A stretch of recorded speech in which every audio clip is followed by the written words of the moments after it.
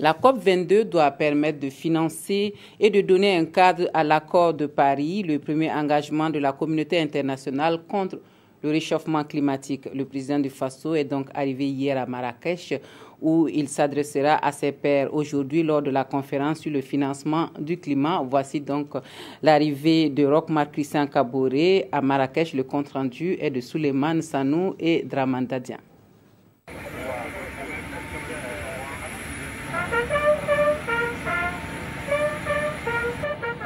Honneur militaire pour le président du Faso. Il est accueilli à l'aéroport de Marrakech par Moulay Hafid El Nami, le ministre marocain en charge du commerce, avec à ses côtés la délégation burkinabé bien présente depuis l'ouverture de la 22e conférence des partis le 7 novembre dernier. Marrakech, c'est dans cette ville touristique marocaine que les chefs d'État de 196 pays vont tenter de redonner du sourire au climat. Et cela passe par le respect des accords de Paris. Les pays ont annoncé leur intention d'accompagner le Fonds vert climat à Paris. Des annonces ont été faites, 100 milliards de dollars. Nous attendons que les chefs d'État rappellent à ces pays qu'il est temps que concrètement ils disent combien ils peuvent apporter dans la caisse. Ça, c'est une question fondamentale. En marge de sa participation à cette COP22, ou la COP de l'action, le président Roch-Marc Christian Kaboré aura des entretiens avec des partenaires du Burkina. Retour au Burkina Faso où il se tient depuis ce matin à Ouagadougou la 4e session des consultations bilatérales entre le Burkina Faso et le Japon. La rencontre a pris la forme d'un séminaire gouvernemental qui aborda les conclusions de la TICAD 6 tenue à Nairobi et les investissements attendus au Burkina Faso dans le cadre de cette coopération et conformément aux objectifs du PNDS. Des précisions avec Yacouba Gamene et Tanga Kafando. Pour une mise en cohérence des projets et programmes avec le PNDS.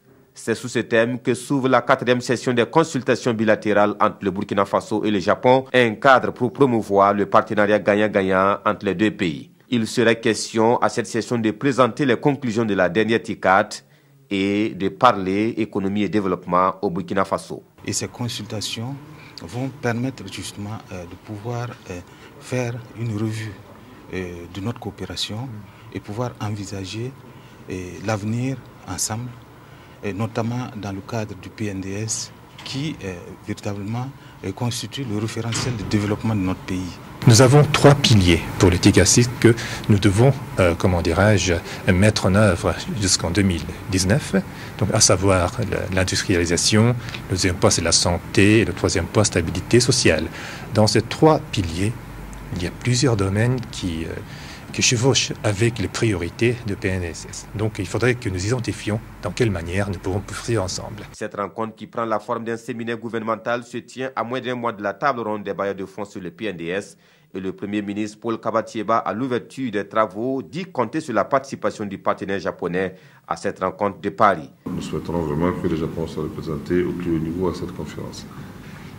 Je souhaiterais également que le Japon puisse s'engager davantage à soutenir substantiellement le financement du plan national de développement économique et social pour marquer davantage son soutien politique, économique à la vision. La coopération entre le Burkina Faso et le Japon concerne les domaines tels la santé, l'éducation, l'agriculture, la sécurité alimentaire et la formation professionnelle et mise en œuvre par la JICA, l'agence japonaise pour la coopération internationale.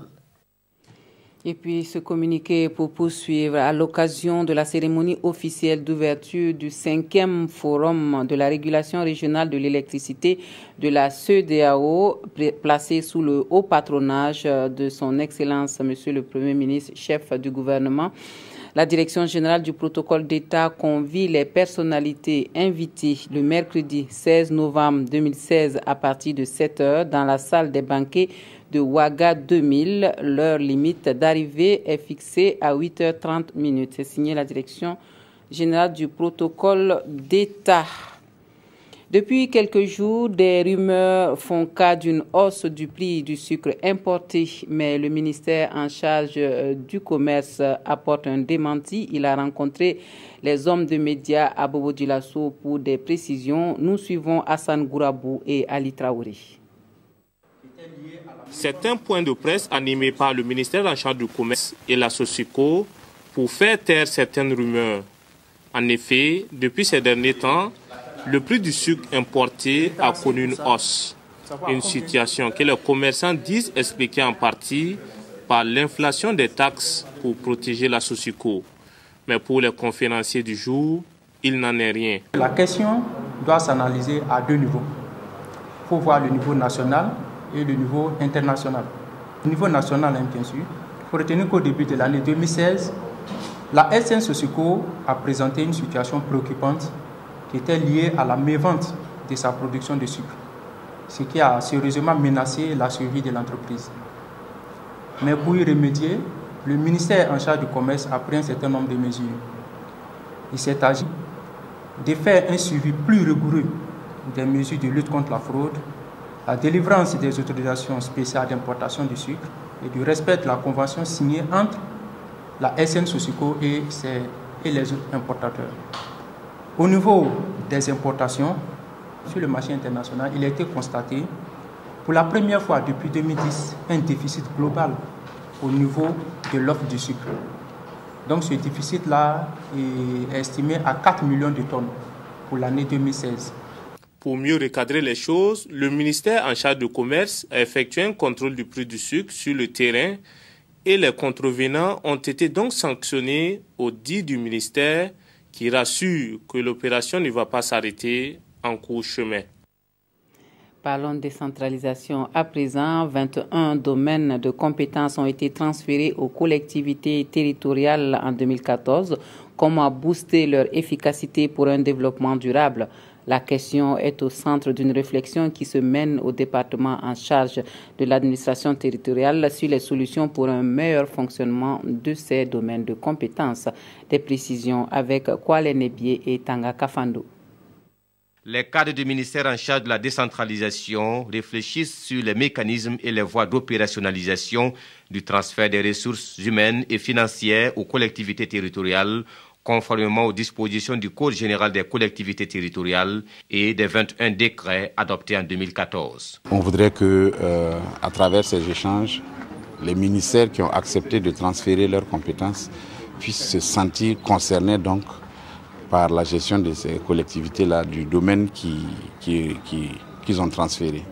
Parce qu'on constatait d'habitude qu'on transfère, mais les ministères ne suivent pas sur le terrain pour voir comment ce transfert-là s'exécute. Une fois effectif, ce transfert permettra aux collectivités territoriales de disposer de ressources dans tous les domaines transférés afin de dynamiser les 10 domaines avec l'accompagnement des ministères de tutelle.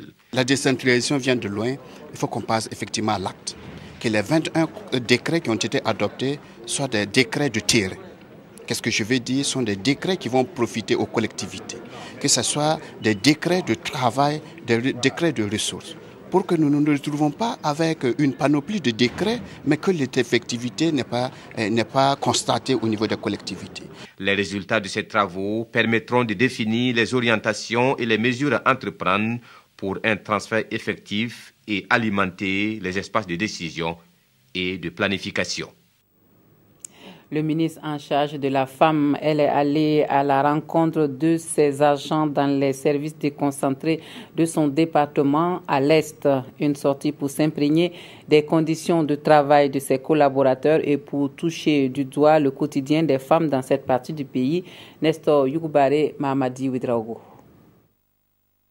Des échanges à bâtons rompus entre la ministre de la Femme, de la Solidarité nationale et de la Famille avec ses collaborateurs et les femmes de la région de l'Est. Des rencontres au cours desquelles ces acteurs ont exposé des doléances et des suggestions à leur ministre de tutelle pour une meilleure amélioration de leurs conditions de vie et de travail.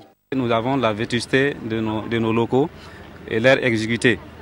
Voilà, nous n'avons pas de moyens pour travailler, moyens en termes de carburant, en termes de matériel roulant. Nous nous retrouvons au niveau de la région avec 80 agents pour servir 5 provinces. C'est des femmes qui se débrouillent, elles produisent, mais la vente n'est pas aussi rentable. Pour les transformateurs aussi, elles sont confrontées à un problème d'abord de fabrication parce que les fonds, elles n'ont pas de fonds de roulement. Et ensuite, les formations, le coulement reste autre chose. Pour Laure Zongo, ces rencontres qui se veulent interactives ont produit des effets escomptés.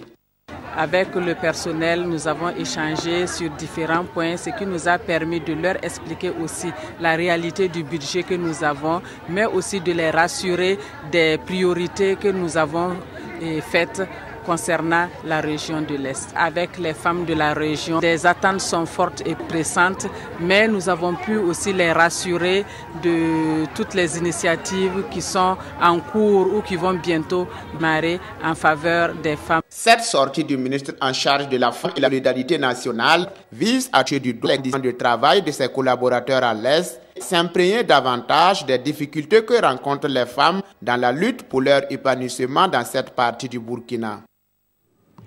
Le ministère de l'Éducation nationale et de l'alphabétisation et ses partenaires sociaux sont en concertation à Ouagadougou.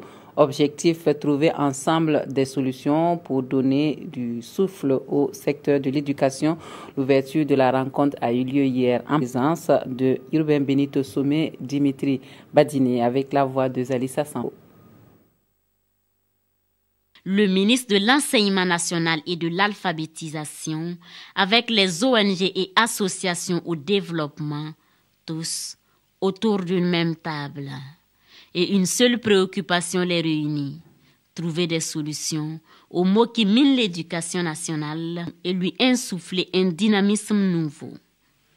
Ce cadre de concertation de tous les partenaires est une première, mais tous y croient pour de lendemains meilleurs du système éducatif burkinabé. L'organisation de cette journée de concertation, c'est pour échanger sur les modalités plus pratiques de travailler ensemble. L'idée de se concerter, c'est de mettre en avant les éléments de synergie. Les partenaires du système éducatif recommandent une synergie d'action si l'on veut venir à bout de tous les problèmes éducatifs. Venons avec comme attente qu'il y ait un véritable dialogue, un véritable partenariat entre le MENA et les ONG associations. Parce que si nous voulons arriver à une véritable synergie, il faut d'abord qu'on soit au même niveau d'information. Ces réflexions vont durer 2 jours. Et Jean-Martin Koulibaly espère qu'à l'issue des travaux, la feuille de route pour un système éducatif tant attendu sera tracée. Le Fonds d'appui à la presse privée lance ses activités à Bobo-Dioulasso et cela à travers un atelier de formation au profit de son conseil d'administration. Le compte rendu de Jean Zongo et Moussa Sanou. Le Fonds d'appui à la presse privée bientôt opérationnel. Les membres du conseil d'administration de ce fonds renforcent ici à Bobo-Dioulasso leurs capacités techniques et managériales. Le fonds a pour objectif de former les administrateurs qui représentent l'organe supérieur du fonds d'appui à la presse privée et dans l'examen, l'analyse des états financiers, le rôle des administrateurs, l'analyse des documents, des documents financiers, notamment les états financiers, l'adoption du programme d'activité pour nous permettre d'aller dans le sens que le conseil d'administration aura décidé. La rencontre va durer 5 jours. Au sortir des travaux, le fonds d'appui devrait être opérationnel. Pour moi, j'aimerais que nous ayons une ébauche de la politique de financement, des critères et que les différents acteurs se rendent compte du rôle important qu'ils auront à jouer pour que d'ici donc décembre 2016, nous ayons la convocation du premier conseil d'administration et que dès 2017 donc nous ayons la possibilité de commencer à travailler dans le sens justement de l'appui à la presse privée à travers notamment différents aspects. Ça peut être bien sûr le crédit, ça peut être des fonds de garantie, c'est eux qui vont définir. Consolider et structurer l'appui de l'État au développement de la presse privée afin d'assurer aux entreprises du secteur de meilleures conditions de travail, c'est la raison d'être du fonds d'appui à la presse privée, un fonds mis en place par le gouvernement et doté d'une enveloppe de 700 millions de francs CFA. Voilà la lecture croisée des quotidiens burkinabés. Pour finir, l'actualité dans les parutions de ce mardi est dominée par l'opération de charme du Premier ministre Paul Kabatieba à l'endroit du secteur privé, et cela en prélude à la conférence des bailleurs de fonds en décembre prochain à Paris sur le financement du programme national de développement économique et social. La revue de presse des quotidiens, c'est avec Abdul Rasmanezongo. À l'image d'un solitaire et normal angénal qui craque devant une belle fille, Paul Kabatieba tombe sous le charme irrésistible du secteur privé, pourvoyeur de richesses et créateur d'emplois. Il lui fait la cour et là, Sidwaya.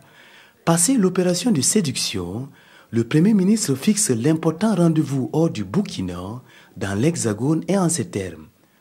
Je voudrais solliciter l'accompagnement de tout le secteur privé national à la table ronde des bailleurs de fonds à Paris. Puis il argumente, commente le journal étatique, le secteur privé est un soutien indéfectible à la politique du gouvernement, au PNDS, référentiel national de développement. Argument 2, Paris reste une aubaine partenariale vis-à-vis des investisseurs étrangers, avec à la clé du profit pour les opérateurs économiques, de la création de richesses et d'emplois. L'opération de séduction a aussi pour nom, selon Aujourd'hui au Faso, de la complémentarité entre l'État et le secteur privé, qui espère en retour, explique notre confrère, de la facilitation et de la simplification des procédures douanières et fiscales, bref, un environnement propice à la rentabilité de l'investissement privé. Reste à savoir si le secteur privé va craquer face à cette déclaration d'amour, et oui, certains acteurs du domaine rassurent, assure le journal Le Pays que le secteur privé est prêt à parcourir les chemins de ce tambour financier, c'est-à-dire prêt à accompagner l'État dans la recherche des ressources pour financer le PNDS. Et c'est en ce temps-là, conclut notre temps, que l'on parlera de réussite du PNDS. Et on s'arrête là pour l'actualité de la mi-journée. Merci à vous de nous avoir reçus chez vous. Un excellent après-midi à tous et à toutes.